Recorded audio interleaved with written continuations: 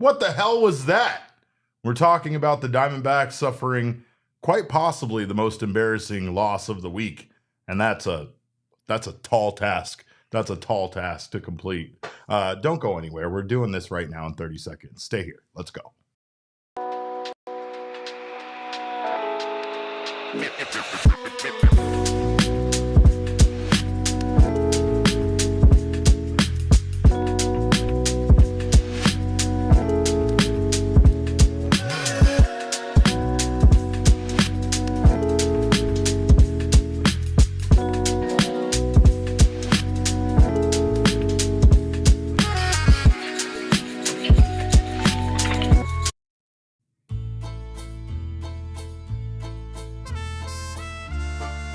Soak it in.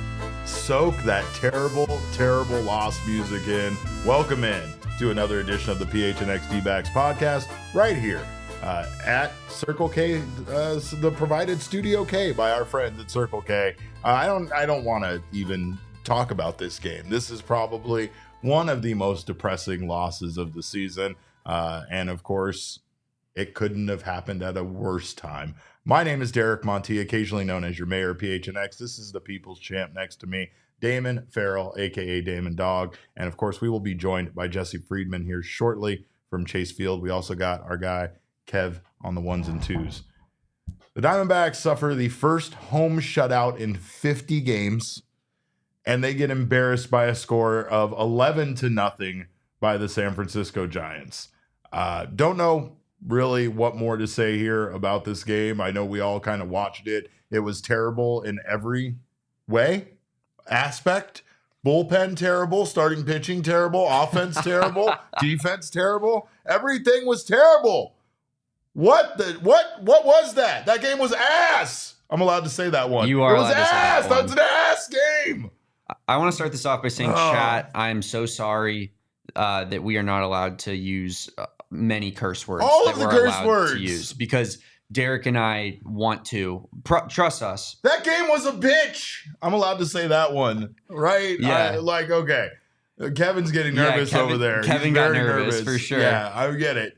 I might even throw a mother forker out there, but that one, those are okay according to the good place. That's okay. That is so dangerously close to the edge. We've been over this. I know. I might go over the edge here with this. And honestly, I understand the way that Diamondbacks fans feel. I am sorry if you were at Chase Field, like myself, witnessing this game in person. First of all, I'd like to apologize to you. That's really sad. I mean, I don't even know where to start with this. I think what we'll start with is, how is it that you're playing your worst baseball right now when it's the most important time? How is that a thing? Derek, I feel like we probably should have just gotten last year's post-game show from this exact time. Oh yeah, and just put it on replay. Yeah, and it would have literally all been the exact same thing. I think I threw a chair. Well, no, we said a lot of curse words last year that we're not allowed to say this year. We might have had to have Kevin go through and bleep all the bad words. Yeah, but other than that, the points that we are going to be getting across tonight are going to be very similar from this exact time last year. Yeah, it is, because it's a matter of effort. It's a matter of showing up, right? And I mean, it doesn't make any sense. The Giants have nothing to show up for, no, other than to do what they did and embarrass the Diamondbacks and potentially end their season, right? Like, that's one thing that the Giants can get out of this. I'm petty, right? There are times throughout my day that there are just little victories against people that I deem opponents. Maybe some of those people don't even know that they're the ops, but they are the ops to me, right? Like when I'm driving on the freeway and I just need to beat this guy because he was being a jerk a little while back or whatever the case may be, right? Naturally. The Giants know that, like, the Diamondbacks have big games here, and the Giants, know that there are people like us talking about, oh, well, they have some easy games on their schedule, like the Rockies and the Giants. No, those aren't easy games, and the Diamondbacks have lost a lot of those easy games. I think that might be part of the problem. I don't think it was a lack of taking these teams seriously. I just think it's a matter of urgency, a sense of urgency. Apparently, Torrey, after tonight's game, finally had one of those, go in and scream at the team kind of, sessions, and it's about time. We're done. You mean to Thunderbolt's point, we're done handing out juice boxes? And orange no slices? more, no more juice boxes. We kicked the juice box table All right. over. No more participation trophies. I feel like Torrey knows when he needs to turn it around and start being the bad guy. Yeah. Start being the bad cop. And this is that exact time. After the game, who was it that mentioned like you just wash it away? Oh, well, they were saying that that's what he's going to typically say. Yeah, and I took issue with that because it's like, no, don't wash it away. Wear that on your chest. Yes. Look in the mirror tonight when you go to bed and say, wow, we really got embarrassed in like potentially the biggest game of the season. Yeah. Wake up tomorrow and look at yourself in the mirror and realize you lost 11-0 while you are in the middle of a playoff race, and that team that beat you has nothing to play for at this point. Nothing. Yeah. 5 home runs tonight by the Giants. Unbelievable. How many times did I say when we were sitting there watching the game, why are they doing this to us? I don't, because they hate us. I don't know why they're doing this to us. They hate us. Why? Like, what did we do? This is the best ball the Giants have played all season. Yeah. Well, and I mean, okay. So that's a genuine fact. And that's why baseball is so stupid, right? Yeah. Is that you can play your best baseball of the season at times when it's completely meaningless.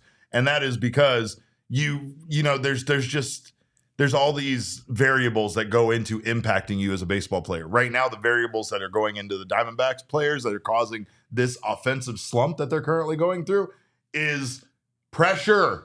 It's the pressure, the footsteps of the Braves behind them, the footsteps that they are about to be the team that's on the outside looking in and not the team that has that secured playoff spot. We could talk about the offense, but what offense? What offense? I mean, Brandon Pfaadt. 5 hits! 4 of them were singles! Oh, my God. Fudge, man. Yeah, I mean, fudge. I don't think I slipped on that. No, you didn't. 6 hits total, actually, because they got one there late. But, my God, I mean, it's just an infuriating thing with this team. It really is.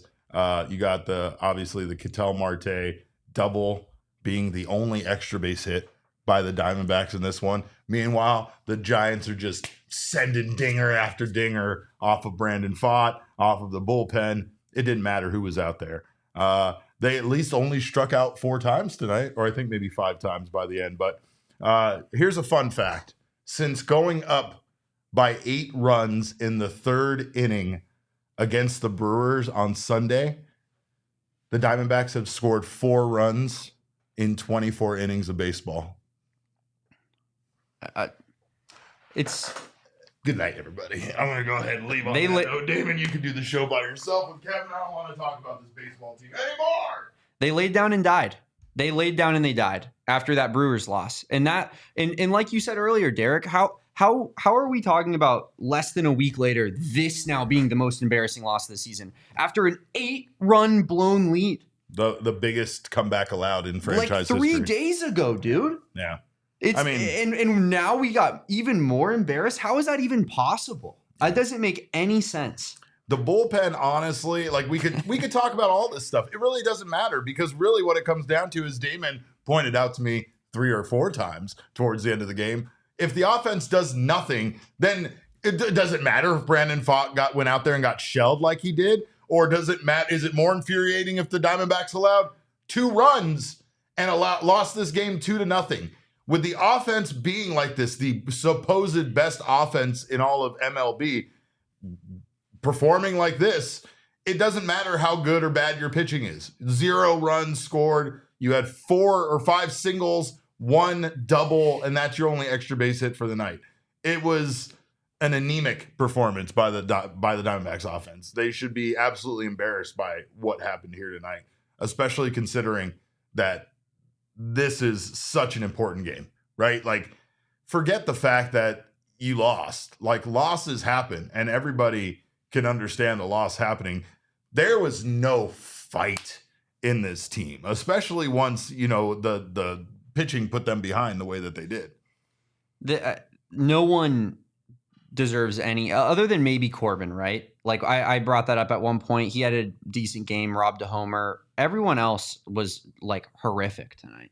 And it was just a total collective effort. Yeah, I mean, usually there's something you can point to or somebody or a couple of people, but it was the entire team tonight. Yeah.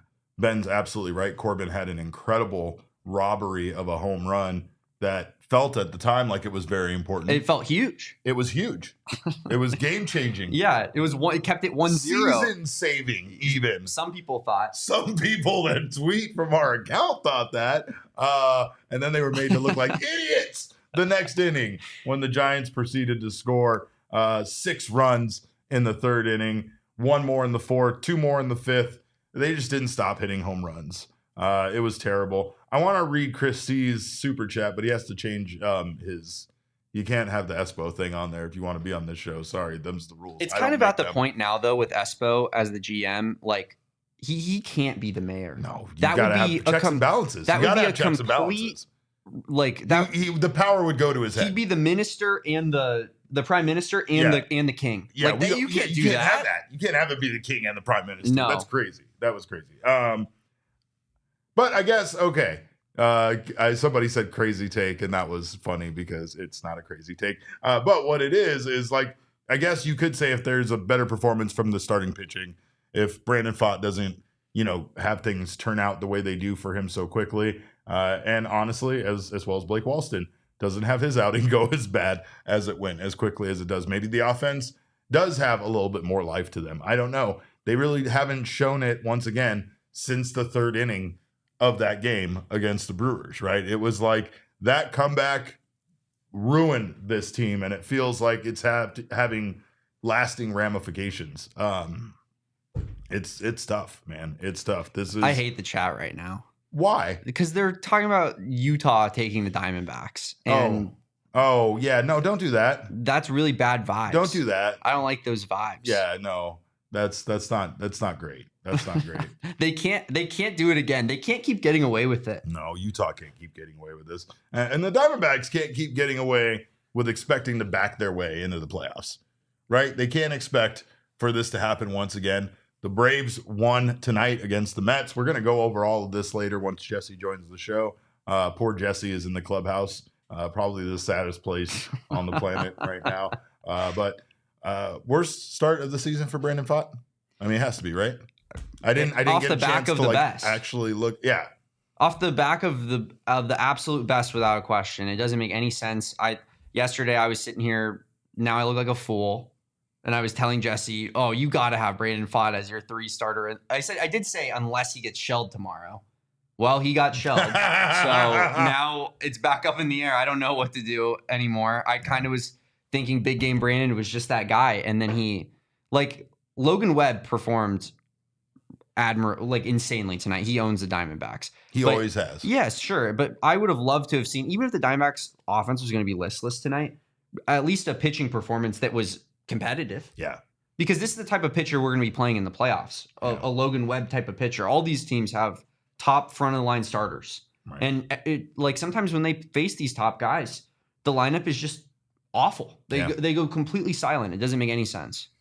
I don't know if Torrey is to blame or not for this kind of performance. There's a lot of people obviously blaming Torrey, as they do every night after every win, and sometimes or after every loss, and sometimes actually after wins. But I will say that, when you look across the lineup, when you look up and down the starting lineup, when you see the bottom 4 guys all go 0 for 3, Christian Walker 0 for 4 tonight, you just didn't get anything out of anywhere. There wasn't really, creativity. There wasn't any attempt at run production. And of course, it's another night where the Diamondbacks don't hit a home run and they don't win a baseball game. So it just doesn't feel like it's a sustainable offense when you need the power in order to generate offense, despite the fact that you have some guys, as we saw all of last season, that are very capable of creating that chaos, getting on base. Even Corbin today beat out, a hit that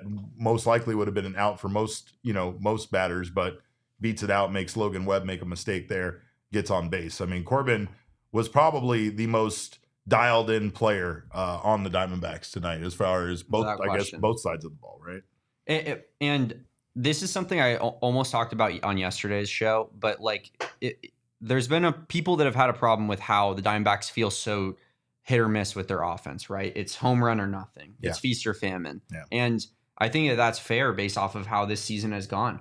But what last year's team did is they generated runs. It would be right. get a guy on, move a guy over, situational hitting. And it feels like they've almost completely lost that entire aspect of what made them so good last year.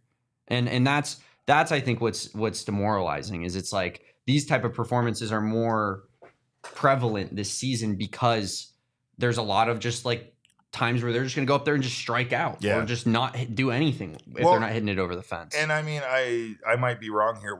Didn't the last time the Diamondbacks faced Logan Webb was when they knocked him out in the first inning, and then the bullpen completely dominated the Diamondbacks after that? But they actually had like a game plan against him. I believe that was his last at, like where he only pitched one inning. They didn't seem to have any kind of game plan tonight.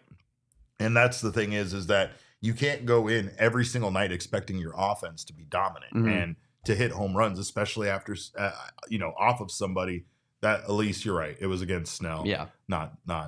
Logan Webb averages like 6 and 2/3 innings. Yeah, he always beats the Diamondbacks. Yeah, appearances against us. No, it's insane. Yeah, no, I know. Right, yeah. And I mean, again, it's one of those situations where it feels like the Diamondbacks just didn't have any kind of surprise or game plan there, when it comes to facing someone as dominant, who has been as dominant against this franchise as obviously Logan Webb has been. This night has been a complete and utter joke. The Padres just won on a triple play.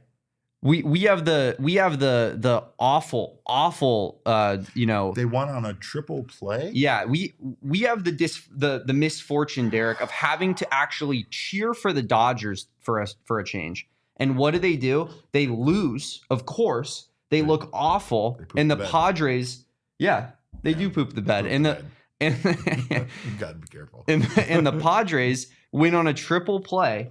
I mean, it's unbelievable. This night could not have gone worse. This is the worst possible night. Well, and the wild thing about it is I've seen it a bunch of times in the chat of people saying it's over. Their season is over. I believe my tweet even was something similar. Yet guess what? Their season actually isn't over. No, it's not. Right. It's not over. They still have a chance here. This game means nothing if they win tomorrow. I mean, it still means something, but I'm saying the score today doesn't affect the game tomorrow. Yeah. So if they come out and perform well, I think we can get a lot of these people back that are saying that they're out. I really do. I know you guys. You guys are very feeble-minded, just like myself, because me and Derek, we're sitting there going, it's so over. It's so over. Tomorrow, if they win 10-0, it's back. I'm sorry. I'm sorry. No, see, but that's the thing, though. AZ Sports Girl says it's literally over. It's actually literally not. It isn't. We'll it's show you. It's over in all likelihood is semi-fair. That's fair. But also, saying technically it is over, that's factually technically untrue. It's not true, because the Diamondbacks are now 52.7% chance to make the playoffs according to Fangraphs, which yesterday they were in the 70s, and now the Braves are up at 69.4%. So yeah, the Diamondbacks are fourth out of the four remaining teams to get a wild card, but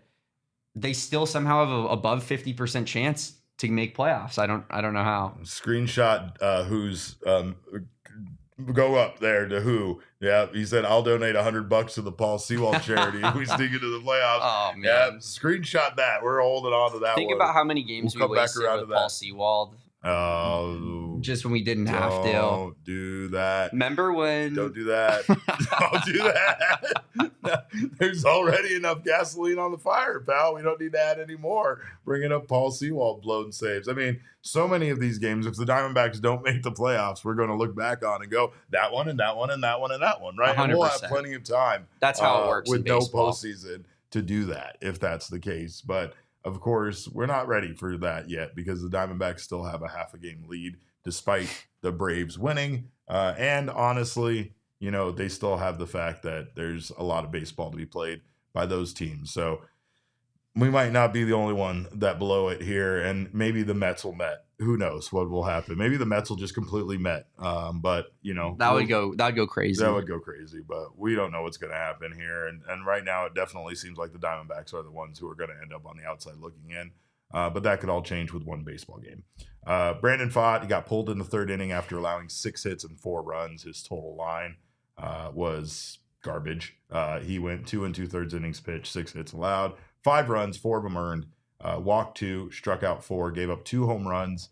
Blake Walston came in relief of him. He gave up a 3-run home run. He pitched 2 1/3 innings, 4 hits allowed, 5 runs, 3 of them earned. He struck out 1. And Blake Walston gave up not 1, not 2, but 3 home runs. I don't want to talk about these pitchers Yeah, anymore. no, I mean, I don't want to talk about this bad. game anymore. We do, of course, have to give King Snake to somebody. So let's do it. Let's go ahead and give King Snake. Oh, who is it tonight? Who is it tonight? It's to nobody. No one. Nobody gets it. 11-0, and you expect one of you expect to get a King Snake? Are you kidding me? Absolutely not. Nobody. Season on the line. Blank space is what's there. You guys are performing like my fantasy football team, and it's pathetic. You haven't won a championship like I did, and I don't ever talk about on this show my fantasy football championship. I'm very humble about that. But it's true. You won? I did. I won last year. Interesting. I got a ring. I'm not sure. I'll bring it into this show. But yeah, it would be like if the Diamondbacks won the World Series last year and then did this. Actually, my team is much worse than that. But yeah, I mean, yeah, it's similar. That's fair. The way this week is gone. And was the Rockies. Yeah. Basically, it was the Rockies. It was the Marlins season. Sure. But man, this one's a tough pill to swallow. But of course, if the Diamondbacks can, then that's the beautiful thing about this for them. They are still up. They do still have that much of a lead, and if they can. If they can turn things around and win here, they can still get in. And honestly, if they don't, I mean, that's a tough Padres team that they have, looming after this series. We're at the point in the season where it's screw the next series. It's all about the next game. Yeah, it has to be. One game at a time. This is the epitome of playoff baseball. Lock in, because every game is like the season's on the line at this point. Yeah, I don't know, man, but I will tell you, we thank you guys so much for being here. And Transonic leaves us with a wonderful message here. He says, relax, we'll win tomorrow with Gallen versus whom? Thursday, day off, will do wonders for this team who are grinding after the road trip. Love it. Thank you for that piece of calming news, because the chat is very erratic tonight, and understandably so. And like Who says, we sucked after the off day, and he's also right about that. So now I'm back to just being anxiety riddled, of course. One way or another, we'll be done with all of this drama here. And I am a messy bitch, and I love drama. But I will tell you that at least it'll all be done on Sunday. That one just feels wrong, man. It feels like you can't say it, but I know you can. But but every time it comes out, it's like, yeah, I know. Oh, Derek said a bad word. I know. It's motherforking crazy, right? But anyway, what do you got over there? I was gonna say, it's just crazy that Derek, I know you love wrestling like I do. You can say that word on the USA Network, but the WWE can't. Yeah, so correct. Hopefully we don't have a Monday Night Raw situation where we I've had extensive meetings about this, about what I can and can't say. They wanted to make sure that they sat Derek down individually. They actually called a one-on-one meeting with Derek. I thought it was excessive. I don't look. And they said they had a whole chart laid out, and they said these are the words you specifically cannot say. They had Derek. my stats for the last 3 years. It was eye-opening. Is it still written on your wrist? No, I don't do that anymore. I got it figured out. But it felt like an intervention, to be honest. We do have some super chats, so let's get to those really quickly. Of course, thank you guys all for being here in the PHNX Sports YouTube channel. If you haven't subscribed to the channel yet, do so right now. Sign up for notifications. That way you don't miss whenever we go live. And of course, hit that like button. We love it when you do. It makes me feel better about myself. Him, I don't know. Like him, it's absorbed, but he's not feeling very good right now about anything to do with sports right now. So, of course, also make sure if you are subscribed on the audio podcasting side, you leave us a review. If you haven't subscribed yet, make sure to do so on your favorite audio podcasting app. Let's get to these super chats here. Chris C. Says, since the Diamondbacks don't want to try to talk about baseball, do you believe MHJ and Kyler will bounce back next Sunday? I do. It's a big game. Cliff Kingsbury coming to town, Derek. Revenge game. You have to win that game. You cannot lose that game. So, yeah, I think Kyler comes out. I think he pops off. I think that includes Marvin finding the end zone again for the third straight week in a row. So, why don't you take that one to the bank with our friends at Bet365? Never ordinary. Maybe for a couple more touchdowns there. What else we got? Benjamin Hunley, thank you for your super chat. He says, Jock and Walker killed that first inning rally in a matter of 5 innings, and I smelled what was coming after that. Yeah, I mean, you had Jock hit into that double play, and then it was just, here we go. Not to mention the fact that, like, the vibes were good when Corbin, brought that home run back, but it immediately felt like it was one of those nights where the Diamondbacks offense wasn't going to be able to get much going. Of course, if they can't score in the first inning, they're probably not going to score at all ever during the game. That's probably a fair assumption at this point, I think. Yeah. Mr. Bananas, aka Steve Bana, says, does it make us feel any better that the Twins and Royals are also collapsing? At least we didn't lose 7 in a row. I'm really trying to find a positive. I have no idea what's going on in the American League because I'm solely focused on the task at hand. I to thank be honest. you for the super chat. I'm gonna say that's a reach, but I appreciate the reach, and no, it does not make me feel better. It just makes me feel like part of the loser club with those other teams. Yeah, I don't care about how they feel. I feel like a loser. Yeah, exactly. And that's what really hurts right now. Jay Cash, thank you so much for your super chat. He says, nice meeting you at the game, Derek. It was great to meet you, my man. Aaron Cox blames you for the loss. I blame Aaron. And that's only because Aaron and I had a thing going on, and then Aaron started going to Gerald's gym, and then he started telling me how, like, now he's like gym buddies with Gerald. And it's the same thing with you and Jesse and the Gila River resorts going off. Like, you guys are just I thought that was friends our thing because of me. Yeah. And now you guys are like your own set of friends, and you're calling each other on the weekend and not including me. And that's Aaron, and I hate him, but I also love him. All right, Piece of Yoshi, thank you. He says, congratulations. Gerald's cooler than Derek. I get it. I mean, I can't argue with that. He is cooler than Gerald's me. a really cool guy. He's a cool guy. That's it. I have no defense. He's cooler than me too. I just don't understand why I have to get attacked in assessing Gerald's coolness. Piece of Yoshi, again, thank you for your super chat. He says, congratulations, Ryan Nelson, on the wild card Game 3 starting job. Yes, that's confirmed. Chris C, again. I think Jesse tweeted it actually already. I mean, I'll throw it out there. It's speculation, but I'm going to say that's the guy we're going with until he has a terrible outing. And I probably shouldn't have said that. What's your deal, Probably. Give me the snake to wrap around my head. Chris C says, fixed it. I concede as an Espo stand for now. I don't know. I still see that dumb avatar there with his dumb face there at the bottom of it. He's a crooked politician and shouldn't be trusted. Espo. He's dangerous. He's dangerous. He's not just radical. He's dangerous. That's what I've heard in the ads, at least. BCOM See Clearly says, depressed, can't even be my normal self, be better. Oh. We lost Be Calm See Clearly. Yeah, Be Calm See Clearly didn't even talk about anybody's thick thighs or ample bosoms. We didn't get. Oh man! When you lose Be Calm See Clearly, you know things are really dark, man. Oh man, yeah. That wasn't at all sexual in nature. No, and now I'm sad and I'm crying.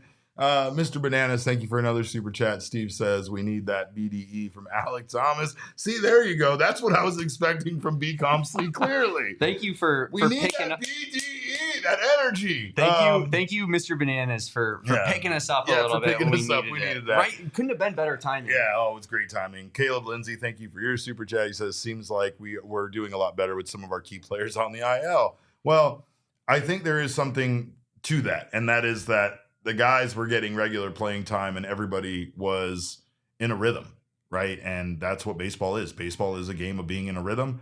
And the Diamondbacks have not been in a rhythm lately. And part of that is due to guys going on the IL, coming back from the IL, just having, just that inconsistency in the lineup. But of course, we will get more from Jesse Friedman here shortly. We do appreciate you guys for being here, but we do have some more to talk about in regards to this game, even though neither one of us wants to. You guys don't want to. Jesse definitely doesn't want to, but we will talk some more about this game on the other side. But first, got to tell you guys about Sanderson Ford. Of course, we are proud to have Sanderson Ford as our official vehicle sponsor, and you can, of course, check out their wonderful 65-acre facility, which makes them the largest Ford dealership in the nation. They also have an amazing customer service, a bunch of great people over there that will, of course, get you taken care of and find you the vehicle that you're looking for. They thrive on a no hassle, no pressure, and no nonsense sales approach. They are pushing for the playoffs right now, just like the Diamondbacks. They might be doing a little bit better of a job at pushing for the playoffs than the Diamondbacks. And of course, you get the payoffs like deals on that 24 Ford Bronco Sport Big Ben that I got the pleasure of taking out for a weekend, just ranked highest in its quality in its segment by JD Power. You also can get 0% financing for 36 months with no payments for 90 days on Ford F-150, Escape, Edge, Explorer, and Expedition. So check out Sanderson Ford and their summer sales event, which is here. And of course, they are teaming up with the Boys of Summer for a final playoff payoff sale. Purchase or lease any new Ford and get 4 tickets for your family to see the D-backs push for the playoffs here. Not a lot of games left to do that, but they are some very important games. So you can also get 0% for 36 months OAC from Ford Credit. See dealer for details. And Sanderson Ford also wanted to remind us to, take this time to remember Al McCoy as well. Oh yeah, absolutely. I guess they did a lot of work with him, and he was the voice of so many of their commercials for years. For right? Sure. Yeah, I mean, I know we're not the Suns podcast, but I think that Al McCoy goes beyond just being, the voice of basketball. He was the voice of Valley sports. Absolutely. And, I mean, it's amazing that we got so much time with Al, but it will definitely miss him. Definitely miss him. No doubt. I mean, just an absolute legend. And honestly, shout out Sanderson Ford. They hit us up and specifically were like, take less time to talk about us and more time to talk about Al McCoy. And I think that shows the type of people that they are. Yeah, there's some great people over there, and we will miss Al McCoy quite a bit. I know he's the voice of my childhood and a big reason why I'm sitting here right now today. So absolutely, we'll miss you, Al. Also, of course, you guys have to check out Bet365 if you haven't done so. We thank them so much for sponsoring this show, and we also thank them for pioneering live in-game betting. They do offer the widest range of games and markets available for live in-game betting across 78 sports, and you can get down on the action when it comes to baseball with their early payout offer. You're a winner if your team goes up by 5 runs with an instant payout. Parlay and same-game parlay selections will be marked as winners as well. So, of course, if you're a new customer, get down with our offer of PHNX 365 to sign up, deposit $10, and you can choose between 2 offers, a bet-get offer where you can place a bet of $5 or more and get $150 in bonus bets, or a first bet safety net offer where you can place up to a $1,000 bet. And if your qualifying bet loses, you will receive a matched refund in bonus bets. Download the Bet365 app and use that code of PHNX365 when you sign up. Choose your offer and find out why it is never ordinary at Bet365. Must be 21 or over and physically located in Arizona. If you or someone you know has a gambling problem and wants help, call 1-800-NEXT-STEP, text NEXT STEP to 53342, or visit problemgambling.az.gov. All right. Well, of course, we got Jesse Friedman joining us here from Chase Field, even though it probably feels like a little bit sadder of a location than us here in PHNX HQ. So let's bring Jesse in. Jesse, this was not a good game. I don't think, there's no way for me to express enough how bad of a game this was. But, I mean, between just everybody not really getting the job done for this team and the timing of this loss, this is, this kind of goes along with the last couple of games where it feels like this is a pretty devastating portion of their season when they needed to be playing their best baseball. I mean, Corbin Carroll robbed a home run, right? That was cool. Could have been, somehow it could have been worse, right? The D-backs lost this game 11-0, and if Corbin doesn't make that play, theoretically, this is a 14-0 game. So yeah, I know I've developed a reputation around here for always bringing the positive vibes at the post-game show, but yeah, this was pretty brutal. We just want you to have we just want you to be in the right state of mind. You're such a monster, Jesse. You can't come in here and go all positive on a night like this. Be sad with us when we're sad, just be angry with us when we're angry. Be angry when we're angry. Be happy when we're happy. I'm tired of you going the exact opposite emotion of us at every time. Stop being such a contrarian.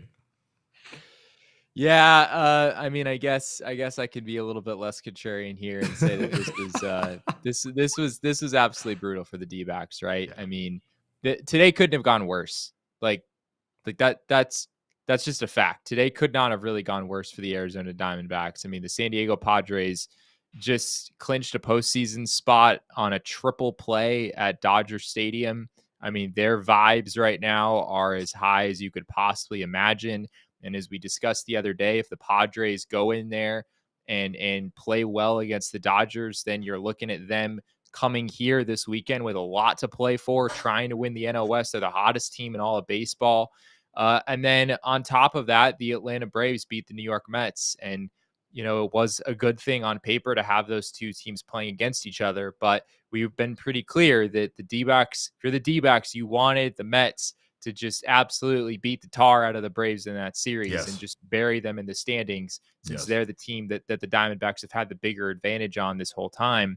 And that did not happen today either. So the D-backs are officially in a very precarious position as far as the standings are concerned. I mean, I was talking with some people here in the press box about, our sense of maybe how this thing is going to end after these next 4 games. And for me, this was the tipping point. This was the day where I am no longer expecting the Diamondbacks to make the postseason, frankly.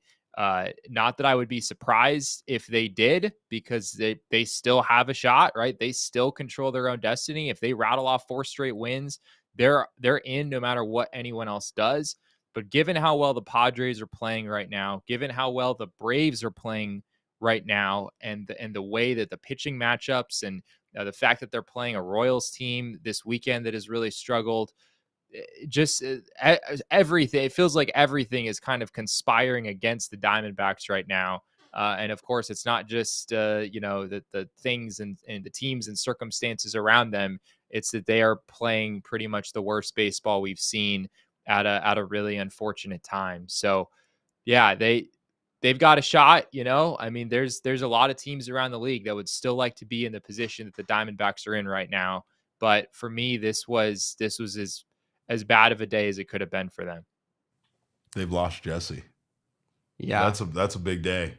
That's a big loss. A big loss. It's not as big as Be Calm, See Clearly. That is. Oh yeah. It's not even close to as big as that. Be Calm, See Clearly. Jesse couldn't even muster up an inappropriate super chat. So things are bad when we're just sitting here talking about how bad things are instead of how thick booties are. That's really where we should be talking about. It is after any baseball game. When they're playing good ball, that's what we get. That's what we care about, right? But of course, let's take a look at the count presented by Desert Financial Credit Union here. The Diamondbacks lost this one, of course, 11-0. They get out hit 14-6. Runners in scoring position. Diamondbacks were 0 for 5. Giants were 2 for 8. Extra base hits, just gross. 5 of those for the Giants were home runs. The Diamondbacks had 1 Ketel Marte double. Expected batting average there, 353 for the Giants. They were mashing the ball all night long. It didn't matter who was in there for the Diamondbacks. It felt like they were just hitting the ball very, very hard. The Diamondbacks expected batting average 211 in this game, which all of this just seems very right. Seems very appropriate. They got the tar knocked out of them. That one's okay, right? That one's okay to say. All right. Yeah, I mean, this was obviously a poorly played game in all facets. I mean, I continue to have a hard time really blaming the offense too much. I mean, obviously 0 runs gives you 0 chance to win a baseball game, but the offense has been so on the opposite end of the spectrum on that. Like, the offense did nothing. So if the pitchers went out there and shoved Jesse, what does it matter if the offense does nothing on a night like this? Yeah, but I mean, number one, Logan Webb is on the mound, and Logan Webb is a really good pitcher, and the Diamondbacks have frankly never really been able to hit Logan Webb. But number 2, it really changes things. I mean, as much as it might be hard to admit, and I imagine guys in the clubhouse would not necessarily want to say it like this, but I have to believe that as a hitter, when you're down 7-0 and it's the 3rd inning, that changes things, right? I mean, you've got an all-star on the mound for the opposing team, and you're in that deep of a hole. The Diamondbacks just didn't look that engaged to me, frankly, the rest of the way. And I'm not saying that that's necessarily acceptable, but it's also, I think, just kind of human nature, maybe in a way. I mean, the Diamondbacks, once they fell down 7-0 in this game, I mean, we've seen some crazy things in the last few days. The Milwaukee Brewers pulled off a pretty crazy thing the other day against the Diamondbacks, but with Logan Webb on the mound, I mean, this game just felt completely unwinnable at that point. And it was an awful day for the offense. I'm not trying to, make excuses for them necessarily, but the Diamondbacks pitching staff didn't really give the team a chance to win either, right? I mean, this game felt like it was over within the first 45 minutes to an hour. It was really brutal on that side. It was tough, I think, after 7-0, where you're like, yeah, obviously not a good chance of winning. I would never go as far to say that. But if the Brewers are gonna do that to you on Sunday, and then you truly feel like you have no chance, are you a team that deserves to be in the playoffs? Because that just happened to you. You should be up there in quality with those caliber of teams where you're still feeling like at least you're a professional athlete. Yeah. Feel like I have a shot. If the vibes are that low after 7-0 when 3 days ago you just blew an 8-run lead, I don't to me, it's like that's the season. Yeah. No, I mean, I think it's just a matter of seeing some fight in them, and there was no fight. And you're probably right, Jesse. I mean, when you go down by that much, it's hard. It's human nature to just allow yourself to kind of check out and feel like, I mean, this was the same team at one point during the season. They could not win games if they went down by 2 runs, right? So this is, a team that has experienced troubles, coming back in games. And this was a pretty big deficit. Pretty much, after the 3rd inning, it was hard to come back from that. But we will talk more about this game here, including more from Jesse from the clubhouse. But first, got to tell you guys about ZBiotics. Of course, if you haven't checked out ZBiotics yet, it is an incredible product that allows you to potentially bounce back from a fun night that maybe was a little too fun, right? Yeah. Or maybe your favorite baseball team lost 11-0 and you need to go close down a bar. Yeah. Sometimes that happens, right? Well, sometimes some people might do things like that. Like 2 guys that are sitting in this room right now after they're done doing this podcast, right? A great way for us to start our night, though, is with ZBiotics, because if you start your night with ZBiotics, you can make sure you have a great day the next day. Of course, ZBiotics is a pre-alcohol, which is the world's first genetically engineered probiotic invented by PhD scientists to tackle rough mornings after drinking. This has been something we've been trying to do for a long time. When you drink, of course, alcohol gets converted to a toxic byproduct in the gut. It's the byproduct, not dehydration, that makes you feel all terrible the next day. So pre-alcohol produces an enzyme to break this byproduct down. All you have to remember, like we're going to do, is to take your ZBiotics as your first drink of the night. Drink responsibly, and you'll feel your best the next day. Doesn't matter if it's a vacation, wedding, birthday, whatever comes up unexpectedly. There's so much going on, and you get the most out of all of your plans by stocking up on pre-alcohol now. Go to zbiotics.com/PHNXBacks to get 15% off your first order when you use PHNXBacks at checkout. Pre-alcohol is backed with a 100% money-back guarantee, so if you're unsatisfied for any reason, they'll refund your money. No questions asked. Head to zbiotics.com/PHNXBacks and use that code of PHNXBacks at checkout for 15% off. Well, we don't know if the future is bright for the Arizona Diamondbacks any longer, but forget that metaphor. You still probably live here in Arizona, and you still probably need yourself a good pair of sunglasses, and you can get those from our friends at Shady Rays, an independent sunglass company that offers a world-class product that doesn't cost you nearly as much as similar products on the market. They have hundreds of options to choose from, so you can find one that fits your face, fits your style. And of course, if you order them and you do not love your Shady Rays, you could get your money back within 30 days, risk-free, or you can exchange them for a new pair. Their team always has your back with personal and fast support. They also have the craziest lost and broken replacement plan in all of eyewear. If you lose or break your Shady Rays, even on day one, they will send you out a brand new pair of sunglasses. No questions asked. Exclusively for our listeners, Shady Rays is giving out their best deal of the season. Head to shadyrays.com and use that code of PHNX for 35% off polarized sunglasses. Try for yourself. The shades rated 5 stars by over 300,000 people. All right, Jesse. Well, what do you got here from the post-game show? Because I imagine, or I guess post-game press availability, I imagine that nobody was too happy with tonight's performance.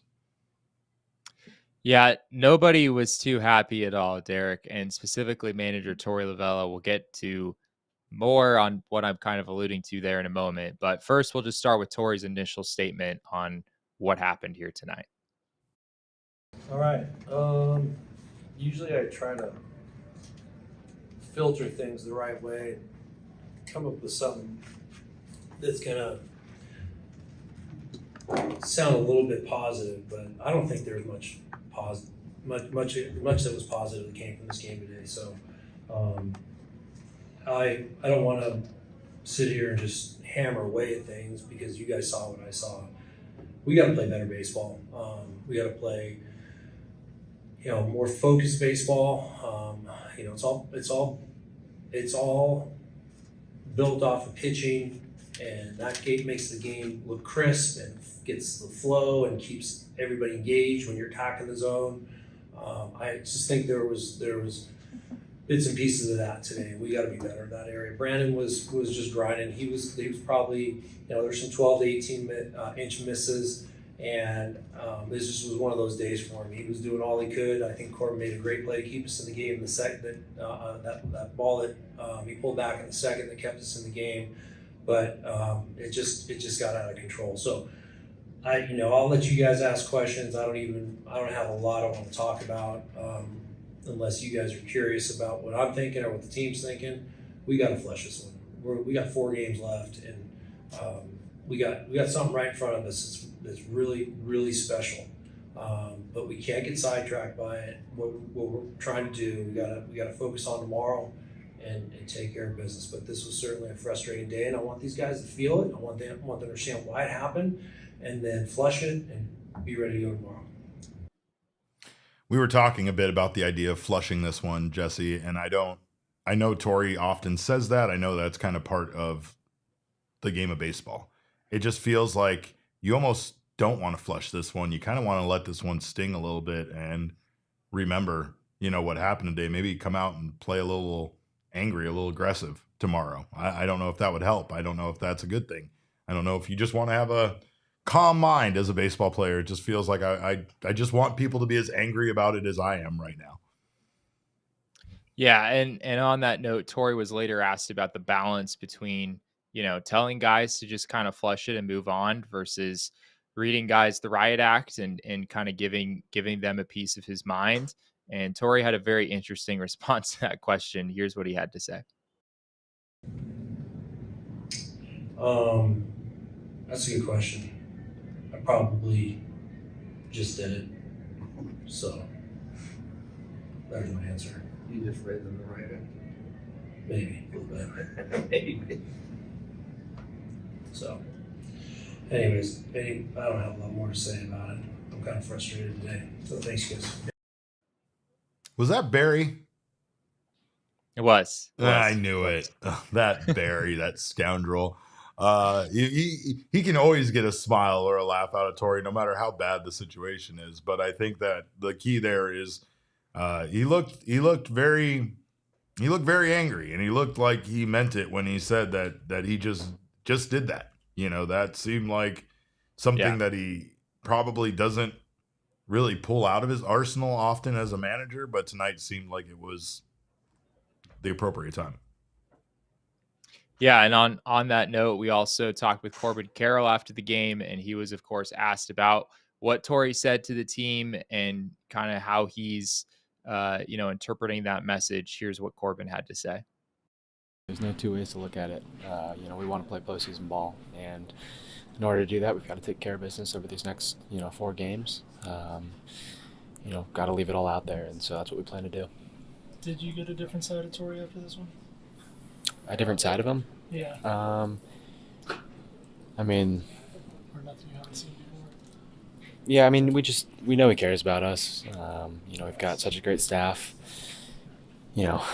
that take care of us in so many ways. And so I think he was just reiterating the care that, we have for each other and that, just he's got confidence in us to get it done. Looks like the look of a man that got yelled at by his father. That's what that look was. I just honestly, I would read a little bit more into that kind of energy, but I feel like Corbin's always kind of like that in his press conferences. He's just a little bit awkward and kind of like, even when he hits, like, he'll have like a 2 home run, 5 RBI game, and he'll be like, just kind of, the guys trust me and I love them. So that's not like weird to see out of Corbin. If it was a different player, I might read more into it, to be honest. Yeah, I think that's probably fair, but yeah, it's clear that Torrey definitely took a different tone with the team than maybe he normally would after this one. So for people who were saying earlier he looks too happy, or that we can't keep going with the just flush it and move on message, it does seem like he had a pretty different message for his guys after this one, and understandably so, right? I mean, Diamondbacks have 4 games left, right? If they win all 4 of those games, they're in the postseason. If they fall anywhere short of that, then they, 3-1, like you got a decent shot. 2-2 is not looking great. So yeah, it's going to be a dogfight for them here over these last few days, and yeah, it'll be very interesting to see how this team responds to all of that. Well, we know that So bad. You could say what you want about the offense, the pitching, the bullpen. It was all bad, but we know that Brandon Pfaadt didn't give this team much of a chance to win tonight. He was not his best. It was probably his worst outing of the season, and it comes on the back of, his best outing of the year, which just continues to confound me. But what did Brandon Pfaadt have to say, Jesse?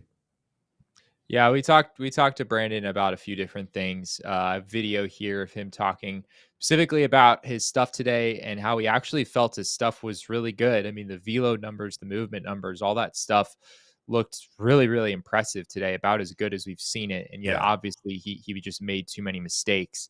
Here's Pfaadt talking about that. Yeah, like I said, it felt great physically. Felt like the ball was coming out, pitches were moving. We just left some balls middle and paid the price. Sometimes when it feels the stuff's really good, does that make it harder to command for you? Sometimes. You'd like that not to be the case, but at the end of the day, we're talking about inches on a plate, so you can feel your best and still leave the ball kind of where you don't want to, and it's just one of those days. What's kind of the mood here with 4 games left? I think we're just taking it game by game. We have 4 games left. It's nothing new, and we know the game that we can play, and we play our best 4 games, and we're in. We just control what we can control and move on. I have a problem with this, playing the best game over their last 4, and I get it. Like they are still in control of their own destiny. If they win out, then they're in the playoffs. Period. If they win 3 out of 4, there's a good chance that they are in the playoffs. If they win 3 out of 4, but I would have liked to see them maybe playing their best baseball a little bit before the last 4 games. I don't know. It just doesn't seem like this team has had much of a sense of urgency. And Jesse, I went back, looked it up. Since that 3rd inning when they scored 7 runs and went up 8-0 against the Brewers, they've scored 4 runs in their last 24 innings. And that is not the best offense in baseball, obviously. No, it's not. And yeah, I also looked into that a little bit. They have 5 extra base hits in that span. That's 24 innings where they only have 5 extra base hits. Of course, none of those home runs. The Giants have just been hitting homers and punches here over these last 2 days. They have 8. And it would be 9 if Corbin Carroll hadn't reached over and brought one back. I mean, they've been outscored 26-4 since the 4th inning of that Sunday game. It's not that the Diamondbacks are just, coming up a little bit short. It's that they're coming up a lot short.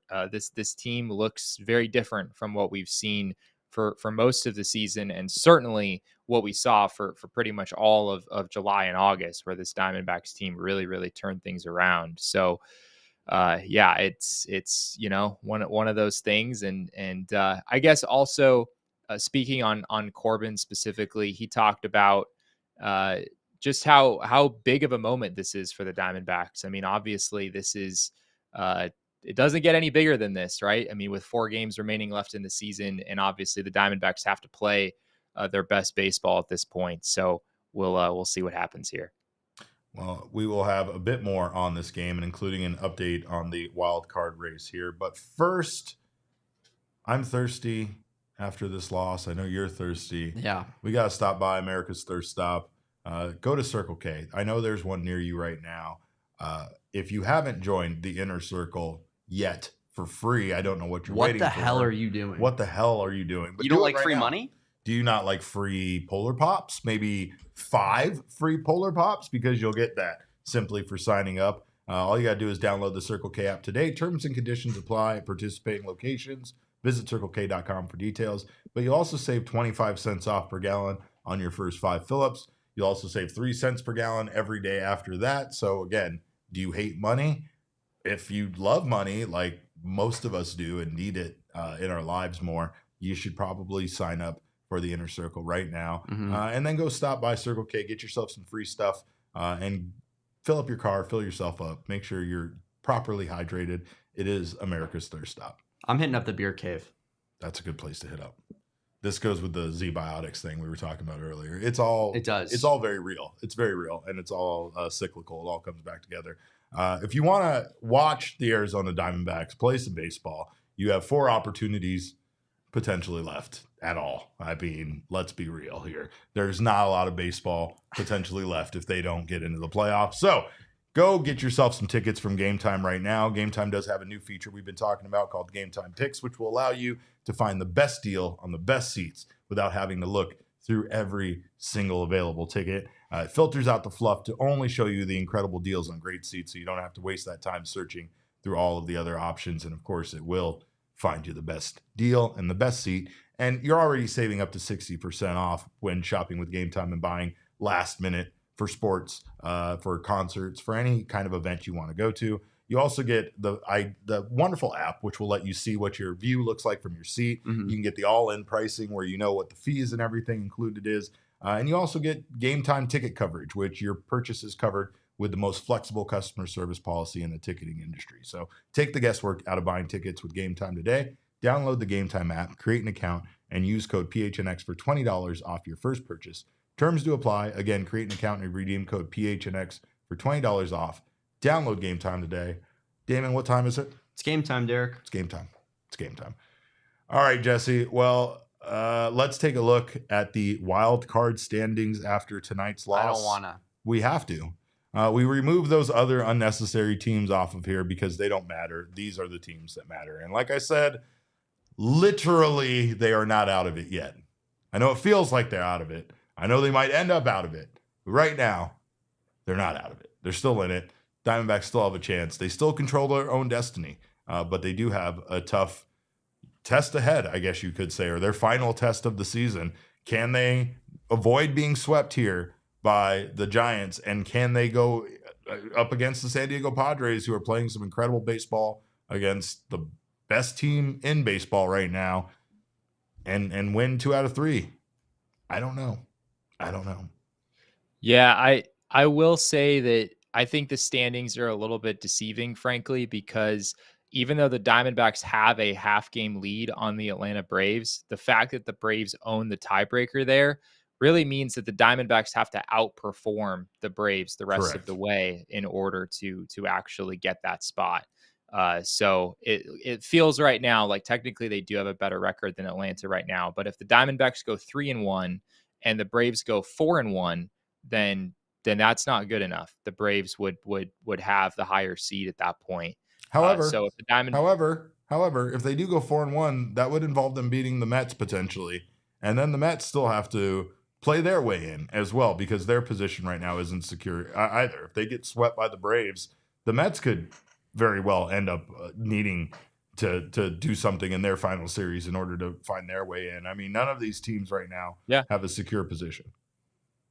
Yeah, that's very true. If the Diamondbacks go 3-1 and Atlanta does go 4-1 or even 5-0, you're not beating the Braves at that point, but you still could beat the Mets potentially.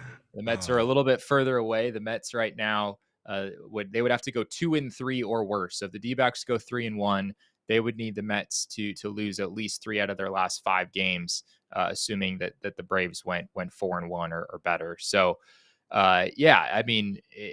I think you're in a good spot at 3-1. The odds are certainly in your favor there. 2-2, it's probably worse than a coin flip at that point. The Diamondbacks really need to win tomorrow. I mean, it feels like tomorrow is as close to a must-win game as they have had all season, certainly. It is not mathematically must win, but we are getting very close to that, especially with a very good Padres team coming in over the weekend. And I mean, the pitching matchup is Mason Black against Zac Gallen, right? I mean, if there was a game that is set up for you to win, where you have to take care of business, D-backs are going to do this thing. It really does have to start tomorrow night. You said they don't. It's not a must win. Elise said every game once again is a must win.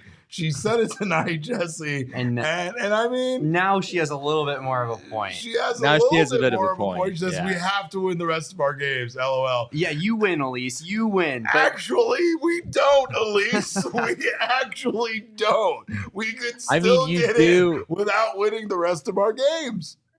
You could, but you also wouldn't have any control at that point, right? Oh, yeah, so if you do want to have control, then you do have to win all of your remaining games. So with 10 games left, that was an insane statement, I will say. But now you're winning, and you can take your little victory lap while we're all sad crying over here, at least. But Jesse, I did want to get back to what you were saying. Zach, you need Zac Gallen tomorrow. And I was walking. I went down at one point to go get myself a little snack. And Owen, poor sweet Owen, who didn't want to. Sweet Owen? Yeah, no one's ever said that before. No one ever he was just walking next to me going, I know, mate. It's all good. And I the whole time I'm going, you need Zac Gallen tomorrow, because you do. You need Zac Gallen tomorrow. But you have Owen consoling you. It's never been more over. I know. You know that. But right? This is why Zac Gallen is your ace for games like tomorrow. He needs to show up and prove why he's the ace of this team. It hasn't been his best season. That's okay. It doesn't need to be Zac Gallen's best season if he shows up tomorrow. It erases the whole rest of the bad outings he's had. He did this similar performance last year when we absolutely needed it down the stretch. I believe it was in Wrigley against the Cubs, where he just was unbelievable when the D-backs needed him most. That's the Zac Gallen you need tomorrow. Lots of swings and misses, dominating performance, carry this team to a victory. Zac Gallen, you are the ace of this team. If we're going to make playoffs, we need you, buddy. Yeah. And Ryan says, I want the Milkman Mania tweet. I want to tweet out the Milkman Mania tweet. So bad. So much. So bad. And I'm not lying about that, and I never lie. This man never lies. None of us ever lie. We're all a bunch of truth tellers around here. But, you still can't trust me. Like me saying that's a lie, right? So now I've just made myself a liar. But the numbers, they never lie. Jesse, what do you have tonight for tonight's number that doesn't lie? Yeah, tonight's number is 12 and 15. This is a record, and this is the Diamondbacks record going back to August 25th of this year. August 25th was just a little less than a month ago, right? This was a particularly rosy day for the 2024 Diamondbacks. They were 75 and 56. They were 19 games over 500. They had a 7-game cushion in the wild card race at that point in the season. And the Diamondbacks have gone 12 and 15 since then. And while 12 and 15 is obviously not good, I will also say that 12 and 15 is a pretty reasonably good record for a team that went from a 7-game cushion in the playoff race to a half-game cushion in the playoff race. And that's a testament to how well all of these other teams have played, right? Yeah. And that exact same stretch since August the 25th, the Padres have gone 17-8. The Atlanta Braves have gone 16-11, and the New York Mets have gone 19-7.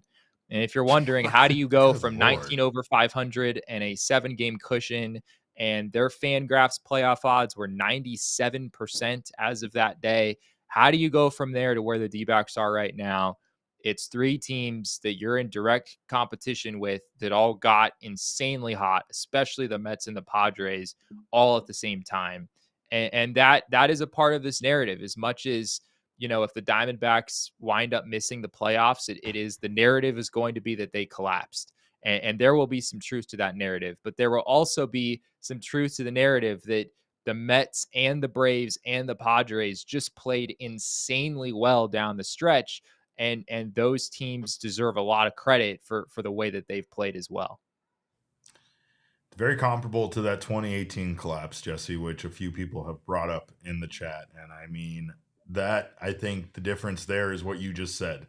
It was the difference of the Diamondbacks just really performing poorly there down the stretch versus in this case it being more about, they went from being as hot as those other teams to essentially playing below 500 baseball, and that was enough for everybody to kind of catch up and surpass them in the case of the Mets, right? So this is not a great position for the Diamondbacks to be in. It's just still technically not over. Tanner wants me to do a time of death thing. They ain't dead yet, Tanner. They ain't dead yet. There's a big difference between all dead and mostly dead, right? Yes. Quote the great Princess Bride. And I'm not, to be fair, I'm Oh, not boy. even sure the D-backs are mostly dead yet. I mean, they're like half dead, right? They've still got a legitimate shot here. Jesse I do want to movie. Jesse I quoted did. a movie. Princess Bride is that's about we're all not just gonna gloss all I over got. that. If we had confetti cannons in this office, I would run and grab one and pop it right now. This is all Derek's ever dreamed This of. is all I've ever dreamed of, and you're not even in studio with me. And it's come in our darkest Save moment. Save it for when Archie's on the show. It just, every once in a while, it just comes out of me uncontrollably. What can I say? I did want to touch quickly on that 2018 collapse that a lot of people have referenced, not Sure. just today, but really throughout this entire past month where things have kind of gone south here for the D-backs. I think 2018 was pretty different, honestly. That 2018 team, if you go just by the Fangraphs playoff odds, that team never even reached 70% chance to make the postseason. They had a high water mark of 71-56. They were 15 games over 500 on August 22nd. So actually pretty similar date to that August 25th that I just mentioned, which I believe was this year's D-backs. That's what makes high it water so mark. reminiscent. Yeah.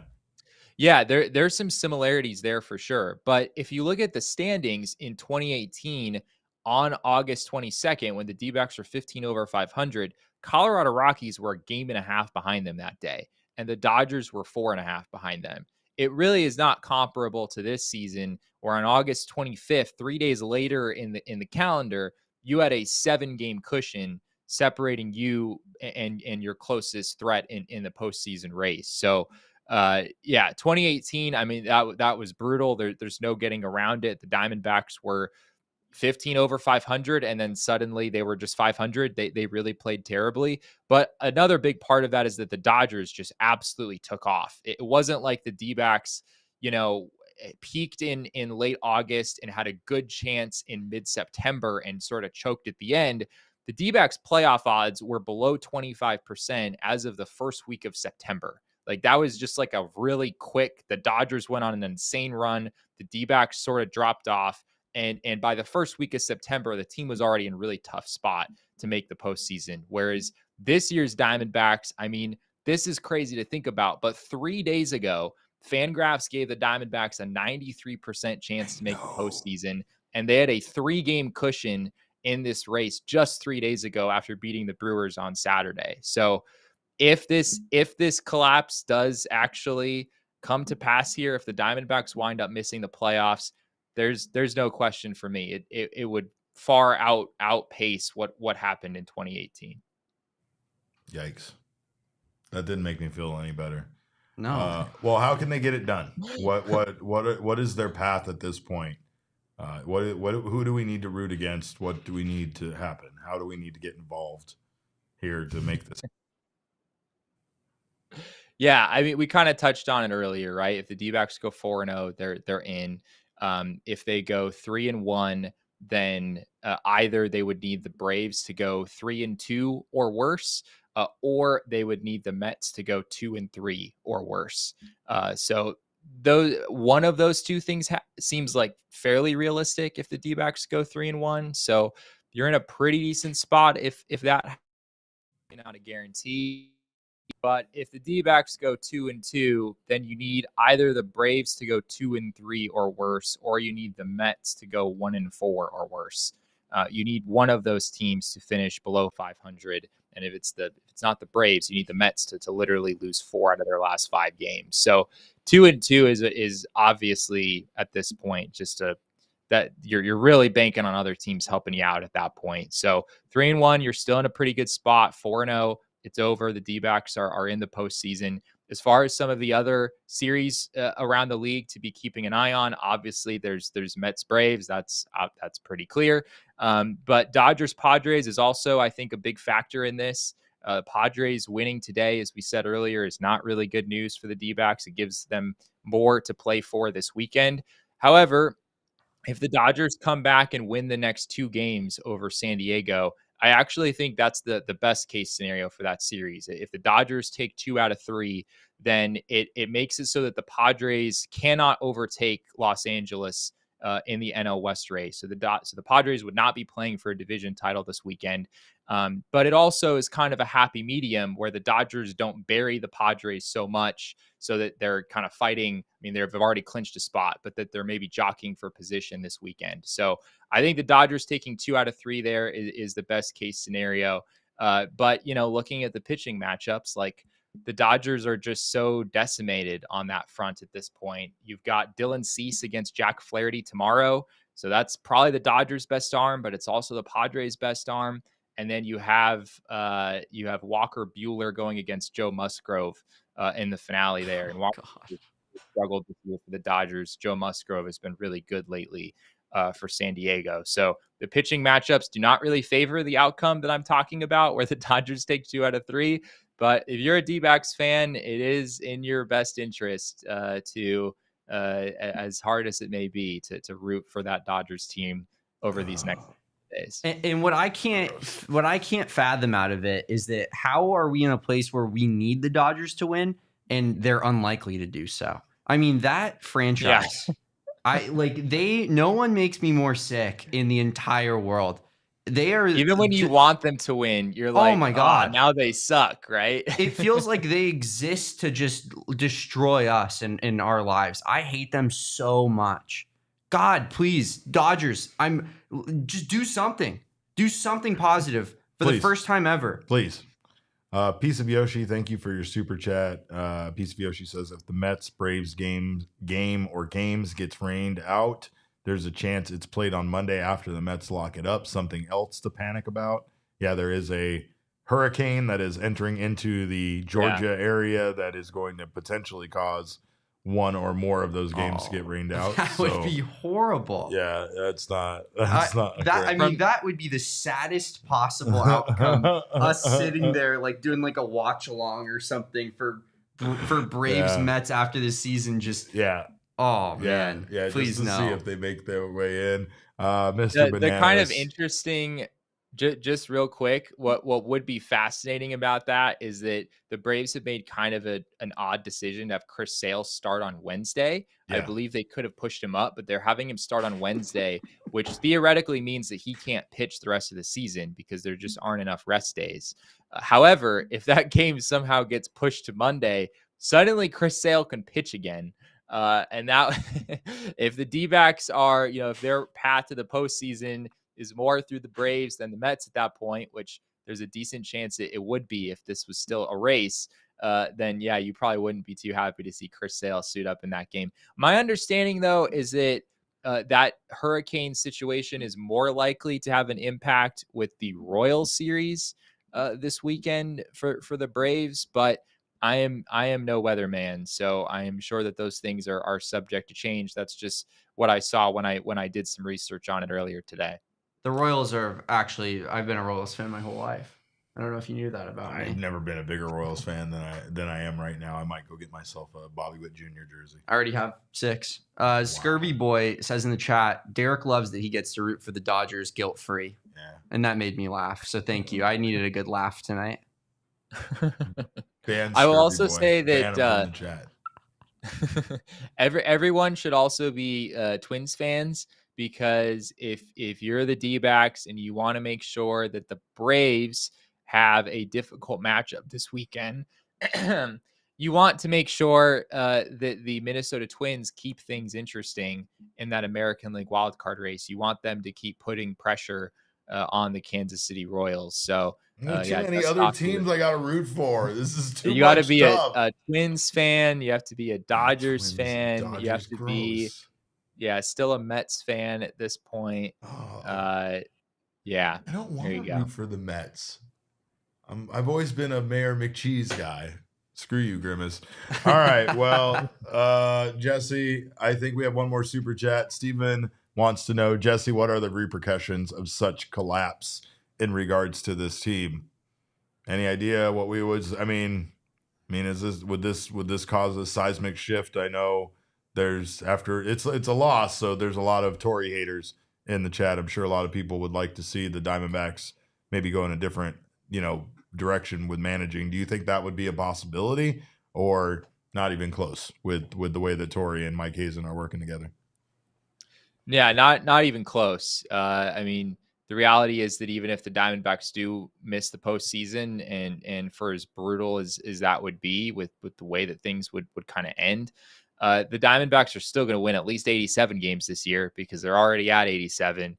And I think if you'd asked any of us, before the season, if 87 is an acceptable win total by the end of the year, I think we'd all say yes. I mean, this is not a Diamondbacks team that really underperformed on the whole.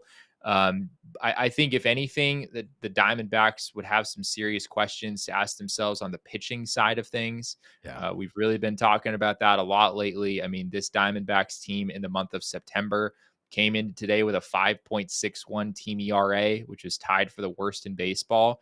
You look at those same numbers for the Padres, the Mets, and the Braves. All three of those teams are in the top 6.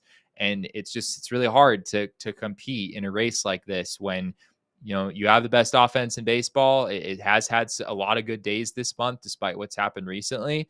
But if you're allowing twice as many runs as the teams you're competing with, it's going to be really hard to keep up.